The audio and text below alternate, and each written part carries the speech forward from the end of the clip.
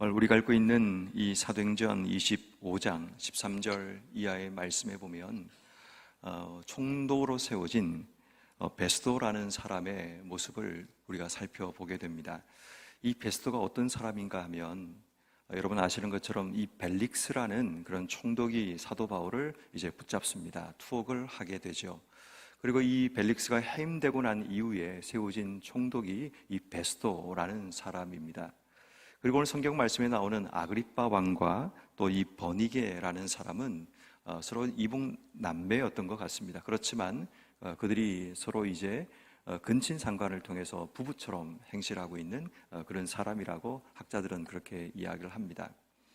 아마도 이 베스도가 이렇게 아그리빠 왕에게 이 자기의 사건을 이렇게 얘기하는 이유는 아마도 이 베스도가 이 예루살렘의 이 가이사라에 부임한 지가 얼마 되지 않는 그런 상황이었기 때문에 사람들의 마음을 얻기 위한 그런 환심을 위한 그런 방법이다라고 그렇게 생각할 수 있습니다. 그래서 이 베스도가 부임한 이후에 제일 먼저 예루살렘에 가서 유다에 있는 고위 관리들 내지는 또 이 종교 지도자들 만남을 통해 이 바울이라는 사람의 사건에 대해서 그가 듣게 되었고, 또 그들이 예루살렘에서 재판을 요구했지만 그렇지만 그가 이 가이사라에서 재판을 하겠다고 그렇게 자신이 주장하는 그런 모습을 보게 됩니다. 그래서 이 베스도는 이제 총독 자리에 올라서 어쩌면 가장 불안함이 그 속에 있는 것 같습니다. 혹시 자신이 또 이 자리에 올랐다가 만약에 이 바울이라는 사람과 종교 지도자 간의 어떤 갈등 때문에 자신의 자리가 위태하게 될까 하는 그런 두려움들이 늘 있는 것 같습니다. 사람들은 늘 언제나 이 땅의 삶을 살아가면서 두려움 가운데 살아갑니다. 어떤 자리에 올라도 두렵기도 하고, 또 자신에게 일이 주어져도 두렵기도 하고, 또 자신의 판단과 행동을 통해 두려움을 느끼기도 하는 것 같습니다. 생명의 삶 예화를 보니까 이런 이야기를 소개합니다. 중국의 최대 성 가운데 황제가 사는 성이 자금성이라고 얘기합니다. 이 자금성이라는 성은 명나라와 청나라 시대에 이제 왕들이 묵었던 그런 궁궐인데, 이곳에 방이 몇 개 있는가를 보니까 9,999개의 방이 있다고 합니다.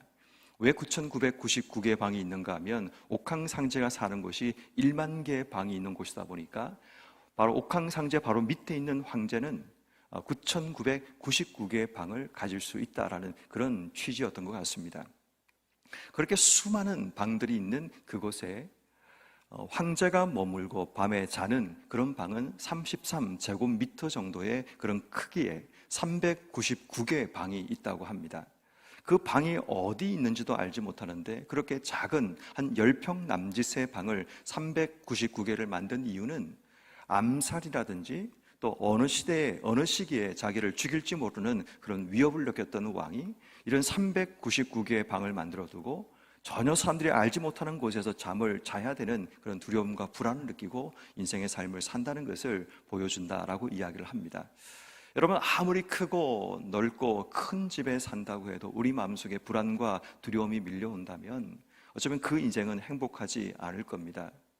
그렇게 크고 넓은 궁궐에 살지만 매일마다 두려움 속에 휩싸이면서 나를 죽일 그런 자격들이 언제 올지 몰라서 그런 399개 방을 돌아가면서 잠을 자고 호위병까지도 내가 어디 묵는지 알지 못하는 그런 두려움 속에 살아가는 인생보다는 우리 인생이 하나님 앞에 내 삶의 두려움과 문제를 맡기고 하나님 앞에 내 삶을 맡기는 인생의 삶을 사는 것이 더 중요하다라는 생각을 해보게 됩니다. 다시 말해 베스도라는 이 총리는 쌍진 권세와 힘을 가진 사람이었지만 여전히 사람에 대한 두려움, 또 아그리빠 왕에 대한 또 이 두려움들을 가지고 있었던 것 같습니다. 그런 두려움 속에 살고 있는 이 베스도라는 사람과 오늘 성경 말씀에 자세하게 설명되어 있지 않지만 이 바울이라는 사람을 조금 생각해 보고자 합니다. 특별히 오늘 성경 말씀이 참 어려웠습니다. 저도 말씀을 며칠 전부터 계속 묵상했는데 말씀에 답이 나오질 않는 겁니다. 그리고 집에 가져가서 계속 이 말씀을 생각하고 계속 고민을 했는데 그런 가운데 좀 제가 느꼈던 몇 가지 부분은 오늘 성경 말씀인 19절 말씀을 보면서 이제 이 사도 바울에 대한 부분을 다시 한번 생각해 보게 되었습니다. 19절 말씀에 보면 오직 자기들의 종교와 또는 예수라는 이가 죽은 것을 살아있다고 바울이 주장하는 그 일에 관한 문제로 사도 바울을 고발한다라고 이야기를 합니다. 제가 주목했던 것은 그 일이라는 겁니다. 사도 바울이 주장했던 그 일은 예수님의 십자가와 부활에 대한 것을 그가 지금 주장하고 있는 겁니다. 사도 바울이라는 사람은 자기가 지금 붙잡힌 가운데 어쩌면 죽음을 맞이할지 모르는 그런 극한의 상황 가운데 그가 붙들었던 한 가지는 그 일에 대한 것을 붙들었다는 겁니다. 그 일은 예수님의 십자가와 죽음에 대한 일, 바로 그 일을 그의 삶에 전하는 일을 자기의 사명으로 또 자신이 지금 해야 될 본분으로 알고 인생의 삶을 살아가고 있다는 것을 보게 됩니다.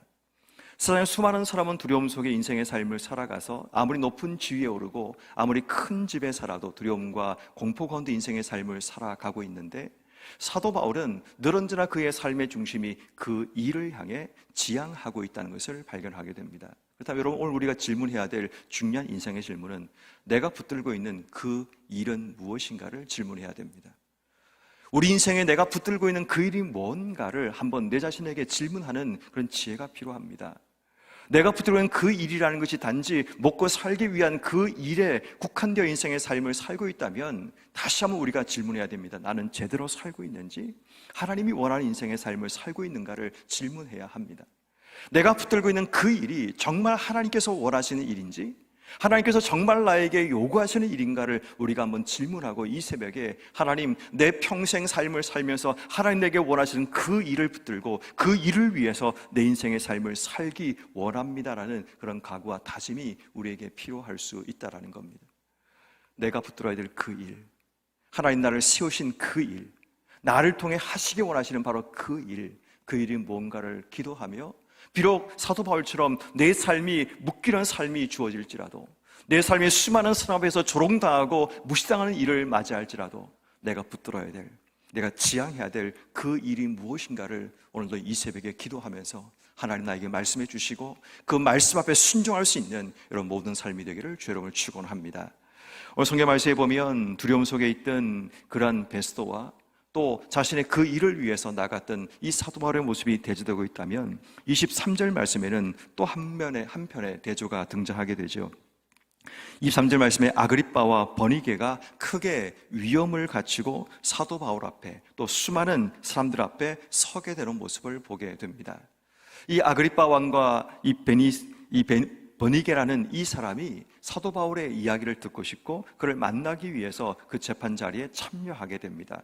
근데 그가 왔을 때 그 모습은 크게 위험을 갖추다라고 그렇게 성경은 기록하고 있는데, 이 원어를 보면 형식적인 과시를 하고 있다라고 그렇게 소개를 하고 있습니다. 다시 말해 이 아그리빠 왕은 자신이 헤롯에 이어서 왕이 된 사람이기에 자신의 위험을 세상 속에 드러내기 원했고, 또 자신이 얼마나 대단한 사람인가를 누군가에게 보여주기 위해서 그 자리에 서게 된 겁니다. 그렇지만 초라한 모습에 오늘 성경 말씀에 나오는 23절 말씀, 베스도의 명으로 바울을 데려오게 되는데 아마도 이 바울의 모습이 초라한 행색의 모습이었음을 발견하게 됩니다. 한편은 자신을 과시하기 위해서 자신의 모습을 화려하고 아주 멋지게 꾸며서 나왔던 이 아그리빠, 버니게의 모습이었다면, 한편의 사도 바울의 모습은 초라한 행색에 어쩌면 초췌한 얼굴을 가진 그런 모습이었을 수도 있다라는 겁니다. 우리 세상적인 외형이 참 우리 인생 가운데 중요합니다. 남들에게 어떻게 보이는지 과시적인 욕망들이 우리 속에 있다 보니까 내가 어떻게 보여지는가에 관심을 가지고 인생의 삶을 살아가지만, 그것보다 중요한 것은 지금 내가 하나님 앞에 어떤 모습으로 서 있느냐가 더 중요합니다. 내 행색이 초라하고 초췌한 몰골을 가지고 있다 할지라도 지금 내가 하나님 앞에 진리를 붙들고 하나님 말씀 앞에 서 있는 우리의 삶이라면 그것은 초라하고 부끄러운 것이 아니라는 겁니다. 세상적인 기준과 관점을 가지고 인생의 삶을 살면 누군가에게 보이기 위한 외형적인 과시가 굉장히 중요한 이슈가 됩니다. 그렇지만 여러분, 우리가 하나님 앞에 서는 인생의 모습이라면 세상적인 과시보다 중요한 것은 지금 내가 제대로 인생의 삶을 살고 있는지, 제대로 된 하나님의 진리의 말씀을 붙들고 인생의 삶을 살고 있는가를 우리 스스로에게 질문해 봐야 된다는 겁니다.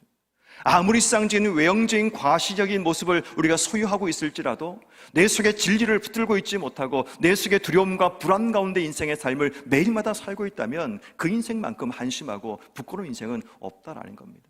비록 사도 바울은 누군가의 손에 의해서 끌려오고 끌려가야 되는 그런 모습입니다. 누가 오라 그러면 와야 되고 누가 가라고 하면 가야 되는, 어쩌면 자기의 의지가 없는 것처럼 보이는 그런 붙들림받은 인생의 삶을 살고 있던 사도 바울의 모습이지만, 그의 모습 속에는 진리를 붙들고 있었고 자신의 목적이 분명히 있었고, 내가 왜 여기 있어야 되는지, 어디로 가야 되는지, 어떤 삶을 살아야 되는지 그것을 알고 있는 삶이었기 때문에 그런 전혀 초라하지 않았다라는 겁니다. 초라함과 과시적인 화려함의 모습은, 그 비교는 내 속에 무엇을 품고 있느냐가 내 삶을 통해 드러나는 거지, 남들 앞에 보이기 위한 외형적인 과시가 우리의 초라함을 감추는 것이 아니라는 사실을 기억한다면, 오늘 여러분들이 이 새벽에 하나님 앞에 기도할 때, 하나님, 내가 사람들에게 보이기 위한 과시적인 모습이 아니라 진정한 내 속에 보석을 품고 진정한 빛을 품고 살아가는 그런 인생이 되어서 내가 꾸미지 않아도 내 삶이 드러나게 하시고, 내가 남들에게 보이기 위해서 이 땅 속의 삶을 살지 않더라도 내 속에 숨어있는 진리의 빛이 나를 감싸서 나를 빛나게 만들어 주시기를 기도하는 이런 모든 삶이 되기를 주의 이름으로 축원합니다. 오늘 성경 말씀이 나오는 이 사도 바울이 그들 앞에 서는 진짜 목적은 그들에게 재판을 받기 위해 서는 것이 아닙니다. 사람들의 생각은 그렇습니다. 사도 바울을 데려서 그들이 자신의 힘으로 재판하려고 끌고 왔지만 하나님 목적은 그것이 아니었습니다. 하나님께서는 사도 바울을 그들 앞에 세우심을 통해서 그들에게 하나님 복음을 전하기 위한 목적이었던 겁니다. 우린 자주만 사람들이 나를 이끌고 가면 그 사람들이 문제라 생각하지만, 우린 그 사람들을 의식하는 것이 아니라 나를 그 자리에 세우신 하나님 목적, 그 뜻이 뭔가를 찾아가는 지혜가 우리에게 필요하다는 겁니다. 늘 사람들에게 붙들리지 마십시오. 사람들에게 흔들리지 마십시오. 나를 이끌어 간다고 그 사람이 내 생명과 내 모든 앞날을 이끈다고 착각하지 마십시오. 우리 인생은 하나님 앞에 있다는 사실을 잊지 말아야 됩니다. 하나님이 내 생명을 주관하시고 내 삶에 가는 길을 인도하시는 사실을 믿는다면, 세상 사람들이 나를 이끌어가고 나를 그들 앞에 세우고 나를 재판하려고, 나를 신문하고 나를 고소하려고 할지라도 두려워할 필요가 없는 겁니다. 내 인생이 하나님 앞에 있다면 하나님이 세우시는 자리, 복음 전하는 자리이고 하나님의 사명을 감당해야 될 자리라는 것을 우리가 기억하고 기도할 수 있다면, 우리는 어디에 있든 무엇을 하든 하나님 앞에 진실된 모습으로 설 수 있음을 발견하게 됩니다. 결국 사도 바울이 25절 말씀처럼 황제에게 상소한고로 그들이 보내기로 결정을 합니다. 그러니까 다시 말해 이 재판장의 목적은, 아무리 봐도 사도 바울은 죄목이 없는데 유대인들이 죽일 죄인이라고 그들을 고소하는 그 내용에 대해서 결국은 이미 결정은 났습니다. 로마에 보내기로 결정이 났는데, 로마의 황제에게 보내려고 하면 죄목이 있어야 되는데 죄목이 없다는 겁니다. 그들이 말하는, 유대인들이 말하는 죄목으로는 황제 앞에 세울 수가 없어서 아그리빠 왕에게 지혜를 구하는 이 베스도의 모습을 발견하게 되는 거죠. 어쩌면 여러분, 우리의 삶도 마찬가지입니다. 세상에 아무리 우리 인생 가운데 죄에 대한 부분을 고소할 거리를 찾더라도 우리가 하나님 앞에 진실되게 살아가는 그런 삶을 살아간다면 결국 우리 인생은 그들에게 트집 잡히지 않고 허물이 드러나지 않는 그런 삶을 살 수 있게 되는 겁니다. 결국 로마 황제에게 상소한 목적도 로마에 가서 하나님 복음 전하게 되리라는 하나님의 예언의 말씀을 성취하기 위한 하나님의 계획하심이 있음을 보게 됩니다. 무슨 말을 제가 하고 있는가 하면, 이 사도 바울의 인생을 더듬어 보면 오늘 사도 바울의 얘기가 굉장히 초라하게 작게 적혀 있지만, 저는 사도 바울이 그들 앞에 선다는 그 자체의 이 일을 통해서 제가 생각하고 묵상했던 부분은, 하나님이 그 일을 그들에게 알리고 전하기 위한 목적으로 하나님이 그들을 세우셨고, 비록 초라한 행색으로 남들이 볼 때는 화려한 아그리빠 왕과 초라한 이 바울의 모습이 대조되어서 정말 안타까움 느낄지 모르지만, 하나님 앞에서는 당당하게 서 있는 사도 바울의 모습을 발견하게 되고, 더 중요한 것은 그들 앞에 서는 진짜 이유가 그들에게 고소당하기 위한 목적이 아니라 하나님을 전하기 위한 목적이라는 것, 로마에 가는 목적도 하나님 뜻을 이루기 위해서 사도 바울이 가고 있다면 결국 사도 바울의 인생의 전부는 늘 하나님 중심이었다는 겁니다. 그가 서 있든 가든 붙잡히든 모든 삶의 영역이 하나님께서 내게 원하시는 것, 하나님 내게 이끄시는 자리, 나를 통해서 하기 원하시는 일들, 그 일을 위해서 그가 그 자리에 서 있다는 것을 발견하게 됩니다. 그렇다면 오늘 우리가 하나님께 기도해야 될 중요한 기도의 제목은, 하나님, 오늘 내가 서 있는 자리, 내가 가는 자리, 나를 어디에 세우든 간에 하나님의 일을 감당할 수 있는 자가 되고, 나를 통해 하나님 복음이 전파되고 내가 가는 곳을 통해 하나님 뜻이 이루어지는 그런 삶을 기도해야 된다는 겁니다. 오늘 여러분들의 삶을 통해서 하나님이 뜻을 이루시고 하나님의 일을 감당하시고 하나님의 역사가 나타나는 복된 삶을 살아가시는 여러분 한 분 한 분 되기를 주의 이름으로 축원합니다.